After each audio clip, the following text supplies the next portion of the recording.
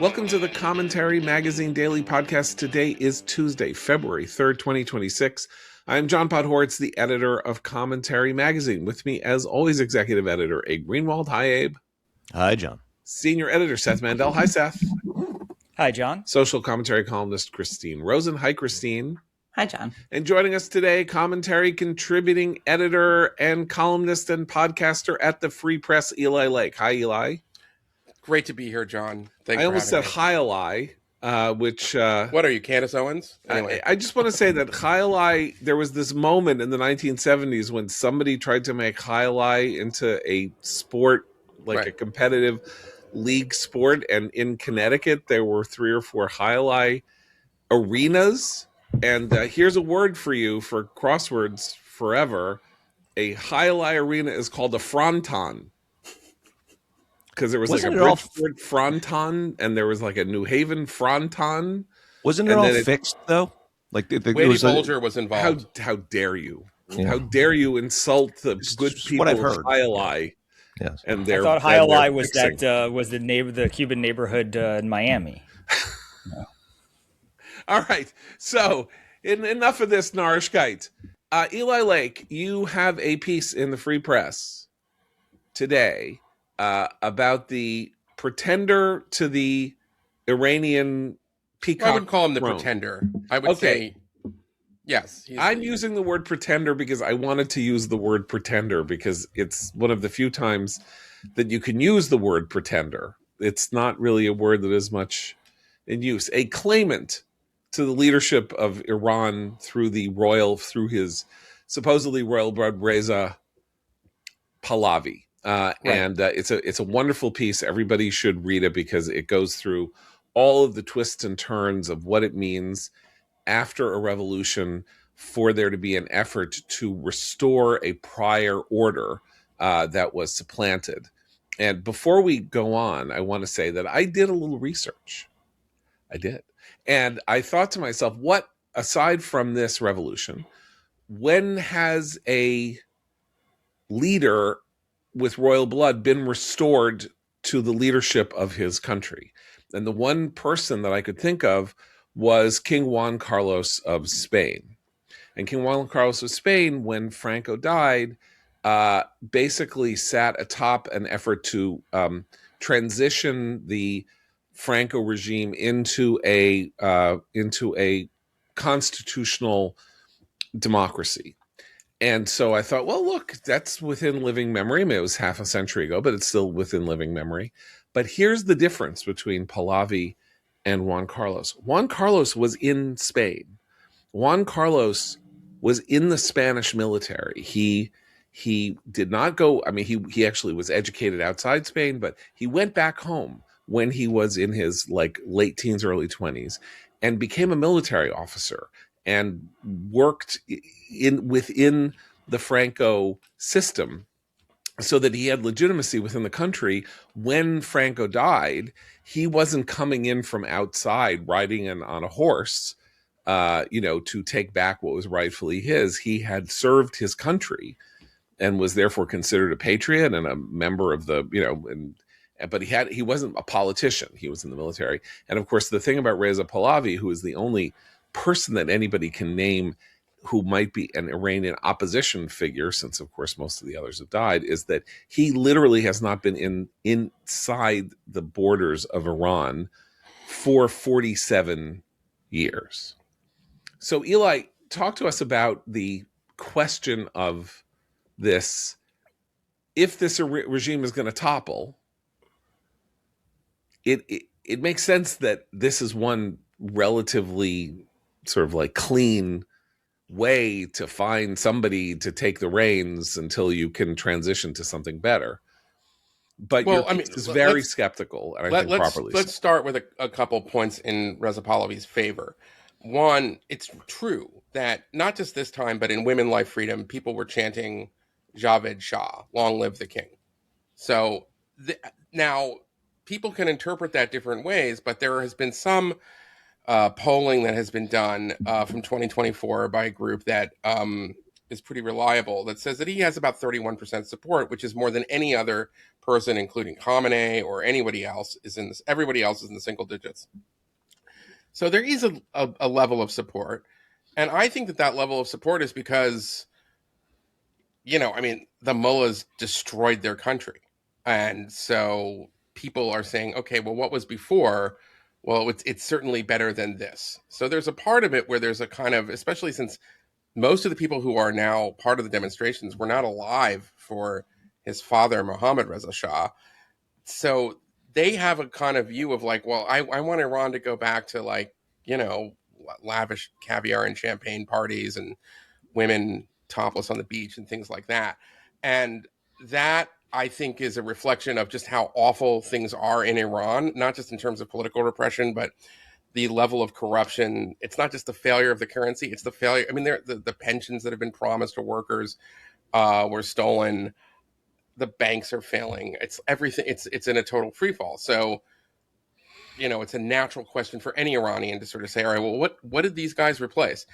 Secondly, when you're talking about Iran, I mean, there's an argument that royalty as we know it was invented by the Achaemenid Persians. And when the Islamic Revolution happened, that was the end of 2,500 years of dynasties and monarchy in Iran, more or less. So, I mean, we don't actually know much about the Muslim conquest of Iran, but other than, from the 1500s onward, and then you have the tradition of the ancient Persian Empire that we all read about in Herodotus and Thucydides and so forth. The bad and guys the Bible. And the Bible, and yes, the Cyrus Bible. the Cyrus is a great hero of the Bible. So in 1979, it was a kind of cataclysmic historic event. It was the first time Iran was going to be ruled by someone other than a king. And then, of course, Ayatollah Khomeini makes himself a supreme leader who has all of the powers of the Shah, sort of a Shah, except for the name. So there's an argument also that Iranians are used to living in, at least having a king. I think that to Reza Pahlavi's credit, he's always said if he was to become the king, although what I get into in this piece is that I don't think he's particularly interested in that, it would be a constitutional monarchy. He wants a democratic transition for Iran. All very good. The problem is there are millions of Iranians that actually just want to restore the Pahlavi dynasty. And they want an absolute monarch. And the point of the piece, in some ways, it's a long feature, is Reza Pahlavi, I sort of ended by saying, the mullahs didn't destroy the Pahlavi line. America did, because Reza Pahlavi has fully assimilated in America. He likes his good life. He likes, I've been to, embassy parties in Washington. He's a pretty frequent presence there. You could find him back in the day, you used to go to this, John. I know I used to go the White House Correspondents' Dinner. There would be little tents. Remember those tents? Mm-hmm. Where you would, well, not a surprise, many journalists who would attend in their tuxedos would get soused even before the dinner. And you would go to the ABC News tent, the Fox News tent, the Washington Times tent. And Pahlavi used to be like a guest of the Fox News, and you would find him there and you could kind of rub elbows, and he looked like a guy in a really nice suit. He would occasionally come on, to talk about, things going on in Iran. And then he would work to, in a lot of good ways. He like myself is an admirer of Gene Sharp, who is the theorist of people power or nonviolent resistance. He was for many years somebody who would sound like, like a John McCain staffer or somebody working for, the National Endowment for Democracy. He was fluent in these ideas of the liberal democratic world order and the importance of civil society. And then in the last few years, he's now got a new set of advisors who are kind of like hardcore monarchists, and they have focused on kind of building him up as the king in waiting. It's almost, you could say that like there's a number of people online who love Reza Pahlavi, but they have adopted the tactics of like the hardcore MAGA Trump types, where they will attack anyone for even slightly kind of questioning, like, well, make sure there's elections. I wouldn't call him the leader of the revolution. He's very important, but what about these other people? And they'll just swarm them, including Masih Alinejad, who is the very brave women's activist who the Iranians tried to kill in her home in New York, who recently, testified or saw her killer sentenced to, I think, 13 years in prison, or attempted killer. So that's sort of the crux of it. And what I conclude, because Pahlavi is all over you can find, I went through a lot of his interviews over the years. Pahlavi himself, even a few years ago, said, I've lived here for 40 years. All my friends are here. My family's here. Why? I don't know what I would go back to. And that to me is really telling, because if you are the king in waiting, if you're trying to reclaim the crown, you wouldn't give answers like that. Even a couple of years ago, you would be talking about your, sort of what he sounds like today, where he talks about, my bloodline is such that I have this, bond with the Iranian people. I want the regime more than anything to topple. And there is a part of me that sort of says, well, you go to the revolution with the revolutionary leader you have, and he's the closest thing that we maybe have to that. But unfortunately, he has not been able to kind of bring everybody in with him. And there are other groups. There are Iranian Kurds. There's there are unions in Iran. I mean, there are not just human rights activists that we know, but there's a real, network of people and other institutions in the West that want to get. My point is, yeah. when regimes have toppled, right, in our time, like in the Cold War, right, the right. Central and Eastern European regimes, there was a known body of dissident leaders who had been imprisoned, who had been tortured, who had been, sort of visible not only in their own countries, but in the West. Václav Havel. Yeah, Havel, Valenza, every country, like the Baltic states had governments in exile from the time that the Soviets took them over until 1990, 91. We had, sort of like the prime ministers, finance ministers, all of that, who were like assistant professors of economics at Wayne State University, who then ended up going back to Estonia to be the finance minister or something like that.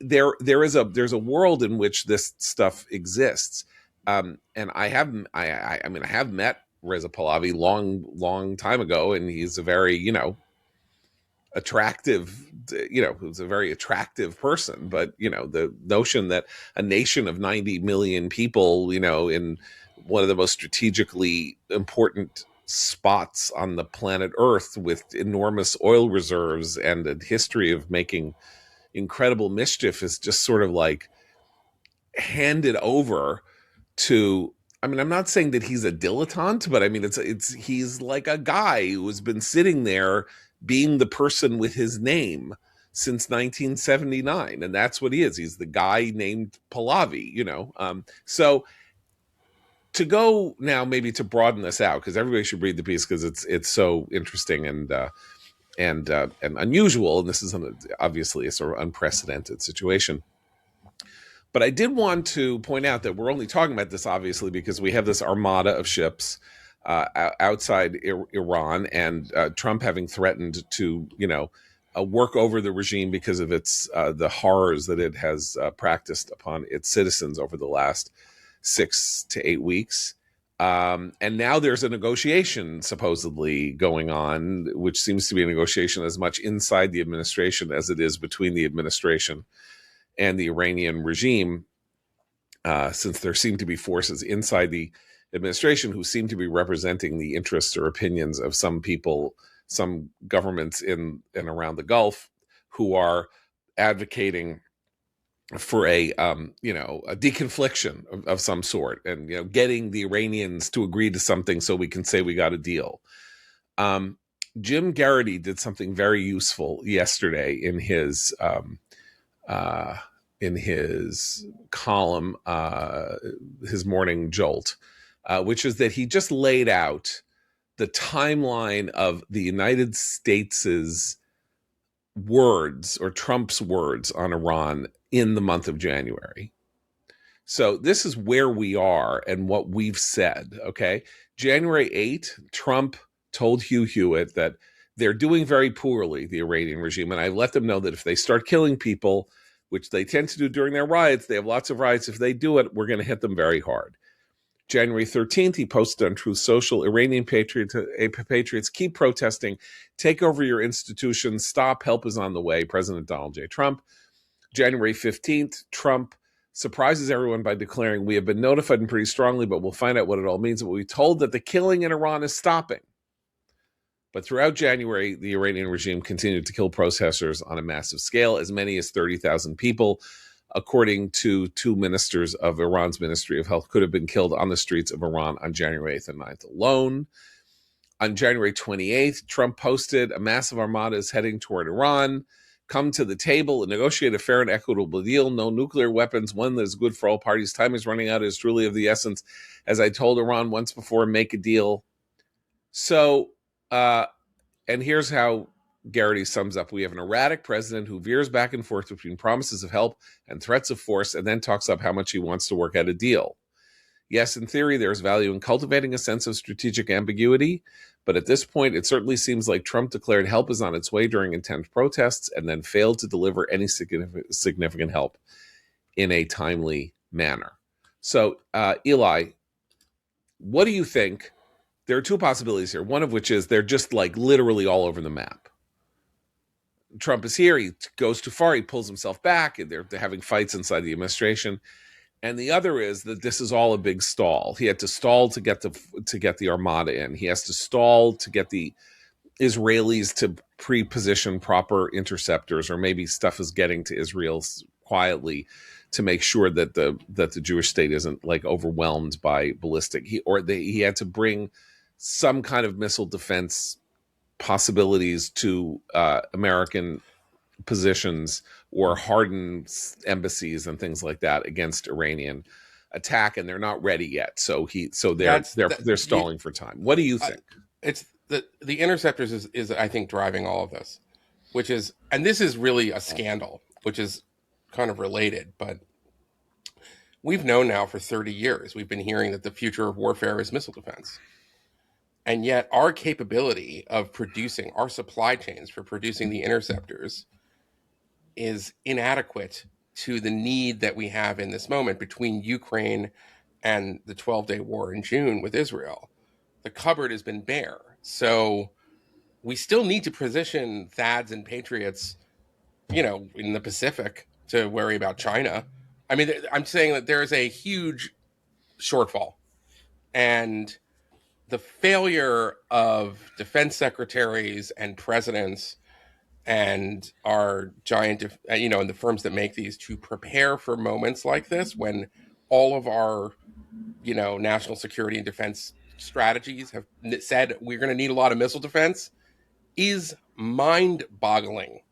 It really, I would say it goes back. I mean, so to me, I think it is a reflect. That's what I can report. Okay, that. But so there's nothing you can do about it now. Like there's nothing this month you can do to make missile to incept. Right, I understand. So they're doing the best they can to grab. Printing. They're robbing Peter to pay Paul, and they're trying to grab everything. But I think that the talk of the negotiations is all kind of subterfuge on that, or at least that's what I've been told. But the other part of this is that knowing that we had this shortfall, and you don't have to predict. That the one kind of the last threat that the madmen have in Iran is to launch these barrages of ballistic missiles. That was the one thing they were rebuilding and crashing on after the 12-day war. Again, all of this is like publicly reported, that if we had a president with more constancy, a president that wasn't that didn't just disbelieve his advisors and his experts and just did whatever he wanted. It starts with his tweet, I think, on December 28th, 29th, where, he makes the first threat on this. That didn't go through the nationals. I had a source when I was writing about this originally, kind of asking, would he actually do this? Saying, well, that didn't go through the National Security Council process. That went through the Mar-a-Lago process. And so Trump, by kind of, this is one of the great strengths of Trump, is that he has ignored broken and false consensus before that kind of hamstrung even Republican presidents before into not confronting Iran. But on the other hand, he could have used somebody who could say, Mr. President, you cannot say this because you will be raising the expectations of the demonstrators, and we don't have the missile defense capabilities at this moment to engage militarily. But he didn't, he had his phone, and he just That's what he saw. He heard a report. He saw an image of it. He said something happened, and he said, "Okay, I'm going to fire this tweet out," and that's fine for the rest of us. But when you're the president of the United States, that has a huge amount of that matters a great deal, obviously. And so that's my theory of it, is that he kind of that he wasn't aware of this, and then when he's aware of it, he's kind of trying to figure out ways to delay. So I think that the negotiations are a bit of a delay. The other thing we always have to remember is that Trump knows the Iranians tried to kill him. And the Iranians recently acknowledged it. Like I think a senior general said, next time we won't miss. You don't think Trump's getting that? You don't think that Trump's advisors are putting that in front of him? And they're saying, did you see what General Shmigegi said? I'm sure he knows. And I'm sure that's I think that's how he sees it. And, Witkoff is useful because, I mean, how many times is this going to happen where he says, no, we're going to negotiate, and then bombs away. So I that's my sense of it. But I do think that there's a huge shortfall. And I know that the Deputy Secretary of Defense, Feinberg, who doesn't make any headlines, is working on this. It's like one of his top priorities. But frankly, this should have been a top priority for Donald Rumsfeld. It should have been a top priority for Leon Panetta. Christine, go ahead. You were going to say. I was just going to ask, because this, what I was thinking about when you were talking about Pahlavi as a potential, transitional figure if the regime does topple.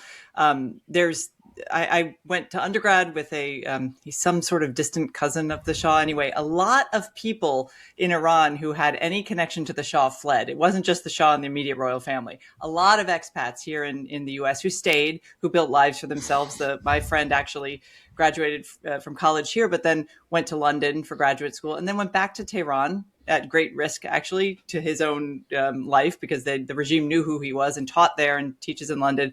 And he's a historian. He's looked at the Pahlavi era and is kind of reinterpreting some of the relationship with the West. So there's this interesting expat community. I'm curious about two things. One, how much of that expat community would also support someone like Pahlavi going back?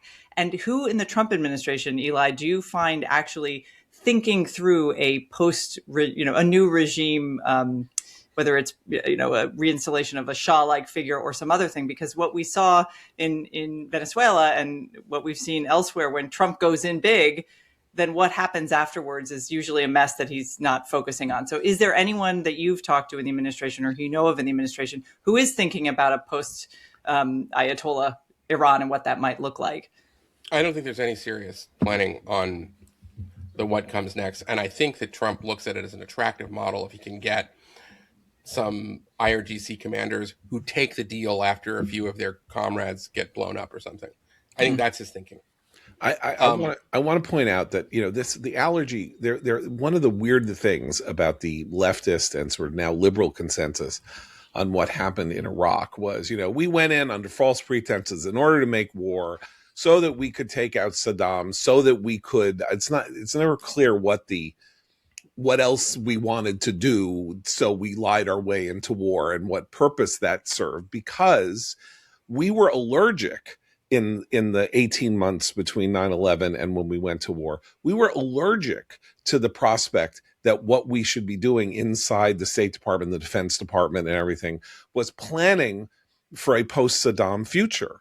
Rumsfeld and others did not want to plan for a post-Saddam future because they did not want to feel as though America was becoming an imperial power with the need to be the reigning political force inside Iraq. And so the idea was, we're going to go in, we're going to take the regime out, and then we're going to have a loya jirga, and some of the exiles are going to come back, and all the tribes were going to meet, and they were going to, they were going to have a battle, with swords, and then whoever won was going to lead Iraq, and we were going to have a light footprint, and we were going to get out because we weren't imperialists, and it wasn't our country, and it wasn't for us to come up with a future for Iraq. And then we ended up having a regency because the guy who was supposed to be the guy who ran Iraq, Jay Garner, didn't have a plan, didn't have an idea. This loya jirga went sideways. Our hope that this exiled person, Ahmed Chalabi, could run Iraq turned out that he was kind of a fraud and that nobody in the country knew he who was he never was. given the keys to the car, John. But okay, Yeah, okay, I mean, whatever. Okay, but I'm just saying that. So we don't plan for these things, because rather than being the world's hyperpower with plans to control all these governments and be the marionette master behind everything, we are ideologically and temperamentally, as Americans, allergic to doing the precise thing that you're saying needs to happen. well, And so now Trump is exactly the same. Pahlavi has a plan. No, Pahlavi has a plan. I'm talking Right. about us. America does. Right. America But doesn't there's have also a plan. like America has to have a plan. I mean, America should have a plan for post anything, even if we're not the ones bringing it about, right? I mean, that's like part of the concern here is if the Iranian regime falls, we do care a lot about what happens in its wake, but also we have to prepare, right? There are security considerations if suddenly, the IRGC isn't Seth, running around, you're right. stuff like that. You're right, but we don't. That my point is that despite all spy novels and despite all fantasies about how the government really works and how there are secret panels of secret leaders who have a map on the wall, and like with blinking lights, and they know where everything is and how everything is, we don't do it. And if we did it, the person who wrote out the future plan for Iraq or Iran or Azerbaijan or wherever, if the government fell, is a GS-14, 3 years out of graduate school, who is on the desk at the CIA or is on the desk at the Defense Department, and we have literally no reason to trust that person has any idea.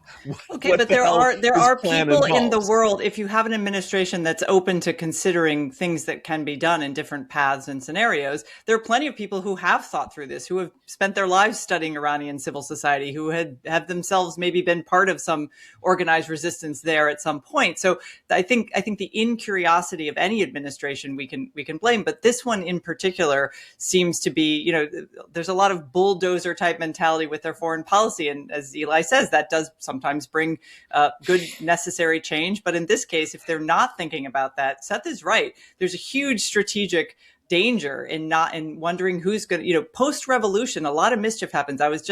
One of my kids was interested in the Russian Revolution. So I was reading through, Richard Pipes's short history of the Russian Revolution. You realize, wow, you really kind of want to get control of things quickly because it'll go south fast. And that's very important when we're talking about Iran. But see, all this makes me think that Trump isn't, therefore, going to attack. Because as we've discussed on a previous show, he's not afraid of bold kinetic action abroad if you can essentially guarantee him 100% clean success, like the Venezuela operation. And from everything we're discussing, from the missile defense issue to what happens after, who comes next, I'm not hearing anything that would say to Trump, okay, this sounds solid, let's do this. It's a very complicated mission. I mean, Venezuela was extract a guy, which sounds complicated, but is so pinpoint specific that if that's your plan, you can see how you can design a plan that achieves that one aim centered on that one person.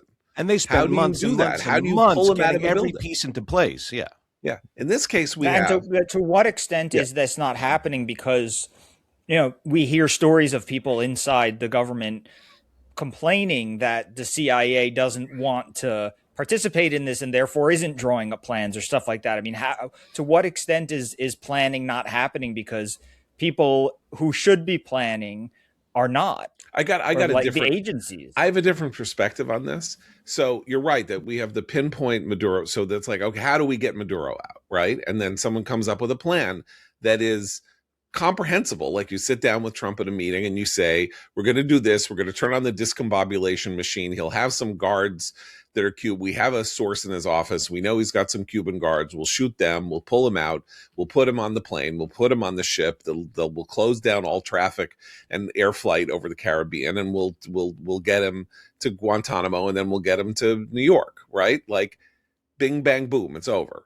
But so he trusted that. I suspect that he calls Bibi and says, okay, how are we going to do this? And Bibi's like, I don't know. Like, I'm not sure. We don't have enough right now. We wouldn't go at Iran if we could, because we don't have enough interceptors. We don't have enough interceptors to do this. So, if it were us alone, we would wait, because we need to build up our forces to do this, even if the opportunity is presenting itself. Bibi, he trusts. He thinks he's a winner. He thinks he's like a militaristic guy who wants to do hawkish things. And maybe he doesn't trust Hegseth, or maybe he doesn't trust, Ratcliffe at the CIA or whatever. I don't know. And like what he isn't hearing is, they're like, well, we don't really know what knocks the regime over. I mean, there's a story in Reuters yesterday that said that Iranians are worried that if there's any military action, they topple like a house of cards. So that's a story, if you're interested in seeing the regime topple, you were happy to read, right? That the Iranians think that it would only take, some Iranians think it would only take some American military action to bring the regime to its knees and for it to collapse. But we don't even know what it means for the regime to collapse. What does that mean exactly? Where does it collapse into? Who opens the door to the to the mullah's palace? Hold on, John. Okay. A couple things. Yeah. In Iranian civil society, people from the inside, like Shireen Ebadi, who won the Nobel Peace Prize, and Agres Mohammadi and Akbar Ghan. I don't want to bore you with all the. I'm a nerd about that stuff, but there have been a number of Iranian kind of oppositionists and dissidents who 20 years ago, and they keep renewing this. What they want is a referendum on the current constitution, so that people can vote to eliminate the powers of the Guardian Council and the Supreme Leader.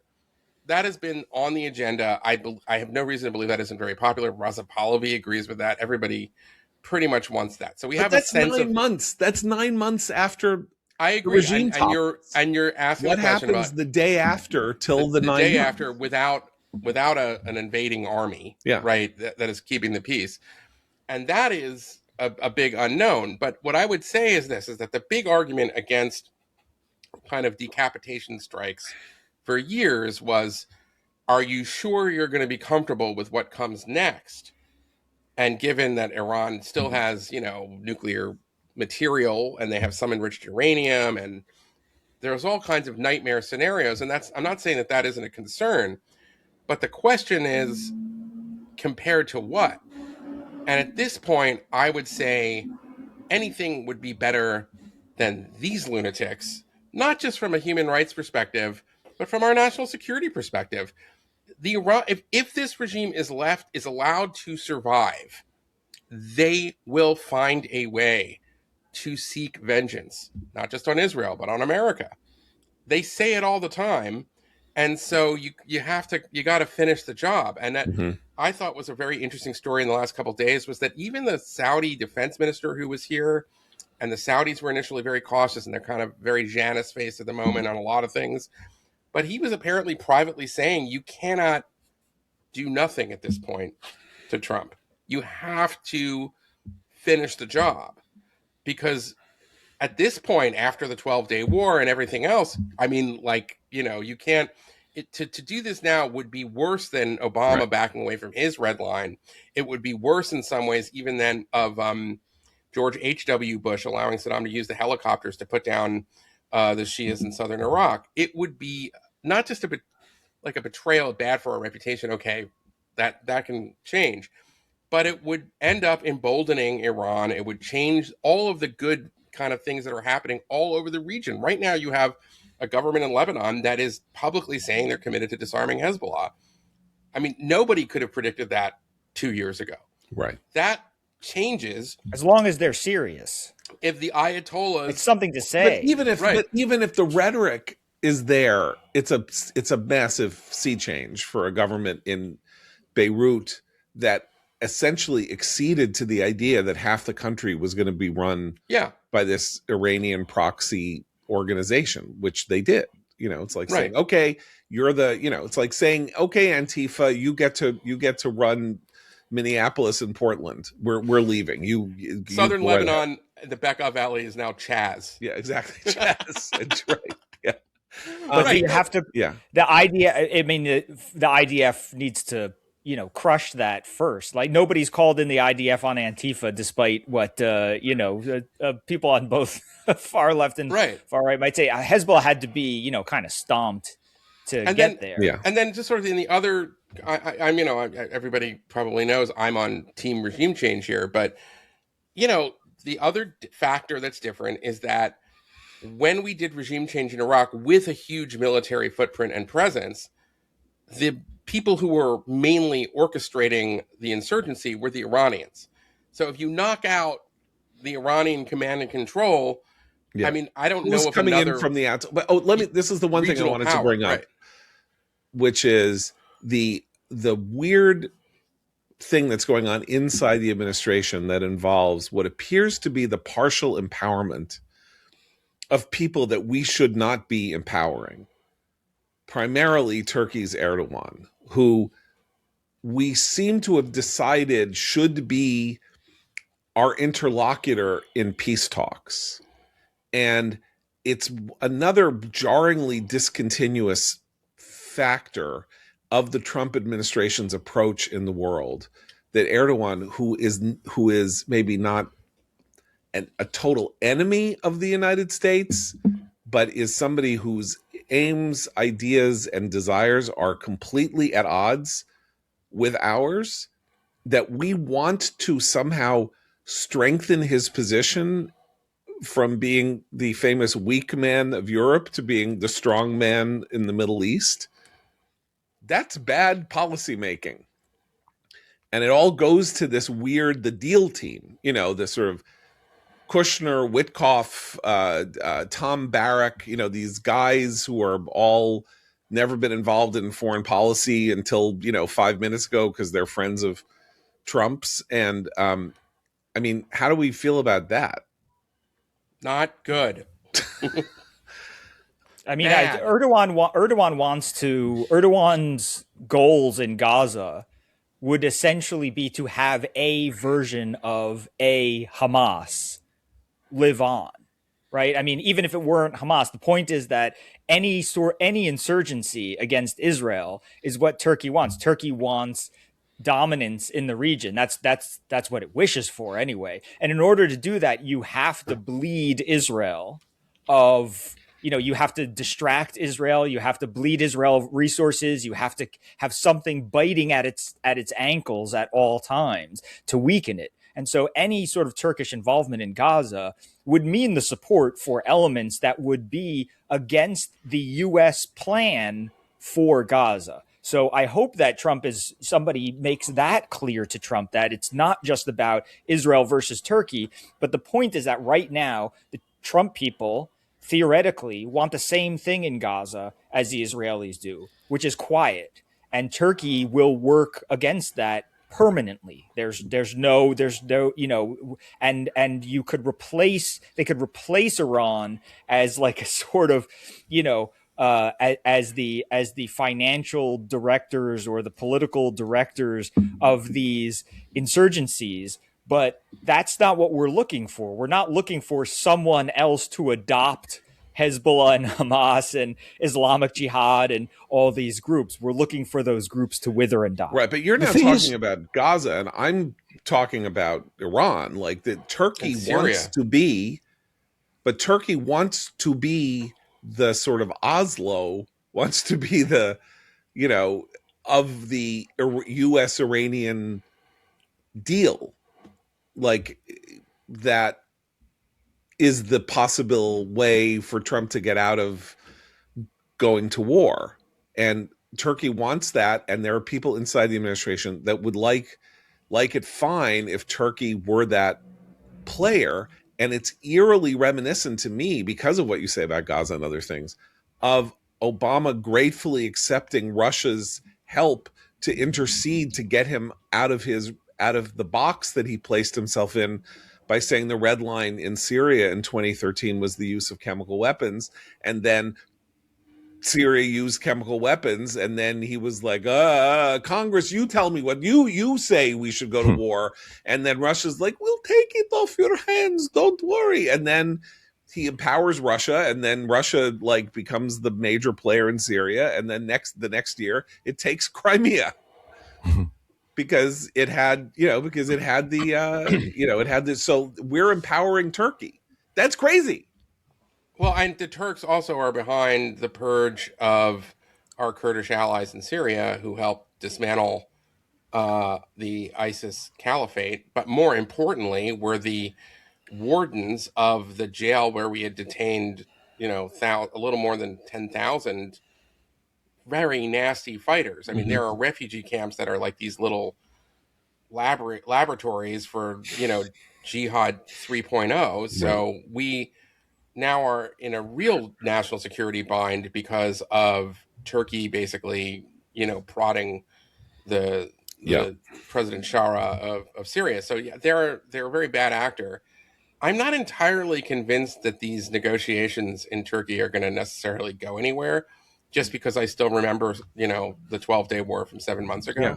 Well, that's what I'm saying. We just don't know. But in any case, the headlines it that would say be nice Turkey is... if the leader of the free world would not treat cataclysmic historical hinge moments like tune in next week for the episode of Iran's Revolution. It's not just. I just want to say it's not just the tune in next week part, which is true. It's also that all he does is happy talk everything until the event happens. So we have no idea to what extent he's been briefed or understands these concerns about, say, Turkey, because all he says is, he's a good friend of mine, Erdogan. We get along great.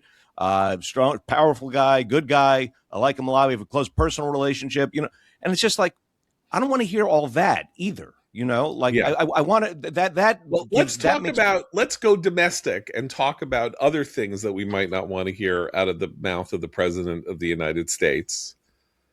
Abe, you wanted to sort of bring this up, like the fact that he went on, I think, Don Bongino's new Stream podcast and said that he wants the federal government to take over elections because of what happened.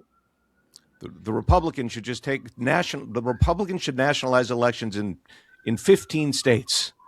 Unnamed. He doesn't name the states. It's just 15 states the Republicans should take over. Yeah. Which is an interesting form of nationalizing elections, to do it in a third of the states. Fewer than a third of the states. It's sort of... And also saying Republicans should do it. That's like counting only a couple of counties in Florida when you're doing a recount in Florida. But we should put this in another context of this week's administration mischief making, because they're also down in Fulton County, Georgia, collecting ballots from the 2020 election.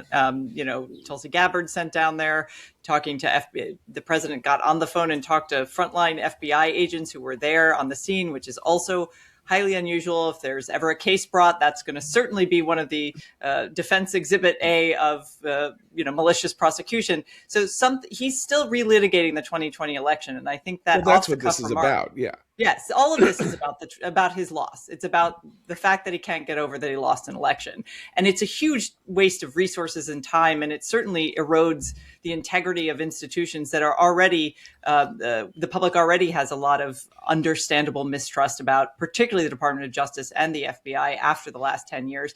So it just makes no sense except within the concept of the things he cares about most, which isn't what would a post-regime Iran look like that would benefit the people of Iran and have a flourishing civil society. But I didn't lose. And it's that straightforward, I think. And it's also he says it, he mentions that. So go ahead. No, it's just also when he says these things, you never know is this a considered idea of his? Is this just something that came to him in that moment? And it doesn't really make a difference. Excuse me. And the problem is now between that and his looking into Georgia and other, he's setting the stage for the next huge civic clash. Like there's going to, it's going to be around the midterms, and he's going to have done and said so many things that so many people are going to be so outraged by that we're going to have another huge crisis on our hands. Okay, so we have two. And also, he Sorry, said, just to be clear, he says this. He connected the two himself. He said, Republicans should take over. Say we want to take over these elections. Look at what you're going to be surprised by what you see in Georgia, down in Fulton County. Like we're down there, we got some interesting stuff.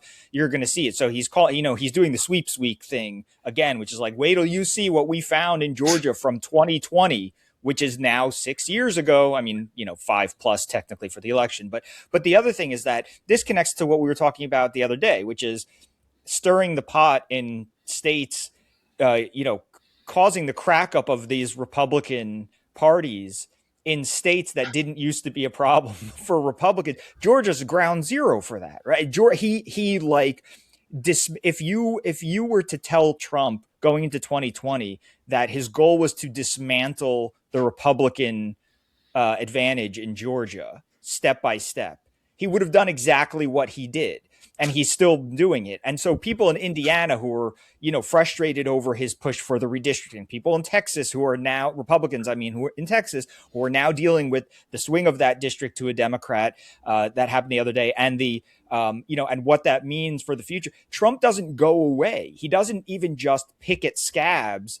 Once he returns time and time to do it again. He has now been doing this in Georgia for 6 years, and Republicans have to figure out a way to have him not only start trouble in red states, but just pick at it until he gets what he wants, no matter how long it takes. Look, Well, and Georgia did do that. Georgia did an audit of its election results. It looked through the rolls. It did find, I think, out of millions and millions of voters, like 20 people who were non-citizens, and who were on the rolls, who then of those, I think 9 or 10 had actually cast a vote. So it's not, so I guess you can say there was fraud committed. There's fraud committed in every election, usually inadvertently, or usually because of some sort of, breakdown of how the procedure should go at the polling stations.